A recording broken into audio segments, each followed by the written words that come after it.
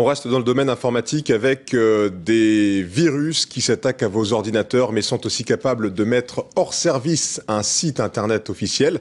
Ces virus informatiques, eh bien, ils ont 40 ans. Le premier à cette époque était inoffensif. On estime aujourd'hui leur nombre à 200 millions avec un pouvoir de nuisance considérable. Fabrice Collaro et Xavier Boucher.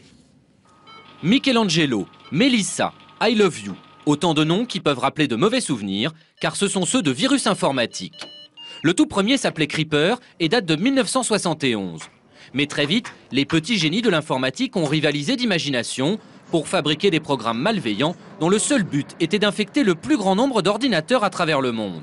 1300 virus en 1990, 50 000 en l'an 2000 et plus de 200 millions en 2010. Des virus que l'on trouve aujourd'hui en vente libre sur Internet et qui servent désormais à gagner de l'argent. La nébuleuse cybercriminelle est très stratifiée. C'est-à-dire que les gens qui créent les virus les vendent aux gens qui les distribuent. Ensuite, les gens qui les distribuent, qui par exemple vont récupérer des identifiants bancaires, préfèrent vendre le compte volé à la mafia traditionnelle qui sait s'occuper du blanchiment d'argent en fait. Ces logiciels malicieux se transmettent souvent par courrier électronique caché dans une pièce jointe et ils s'installent dans l'ordinateur à l'insu de son propriétaire.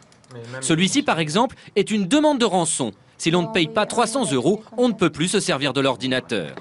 Autre exemple, cette fois le programme du pirate lui permet de contrôler à distance l'ordinateur infecté et de voir ce que l'on fait avec. Idéal pour récupérer les codes secrets d'accès au compte bancaire. Et les outils des cybercriminels sont si sophistiqués qu'ils peuvent même contrôler plusieurs ordinateurs à la fois. On a découvert récemment ce qu'on appelle des réseaux de machines infectées qui comptaient aux alentours des plus d'1 million de machines. Mais plus traditionnellement, on va être aux alentours de 10 000 machines.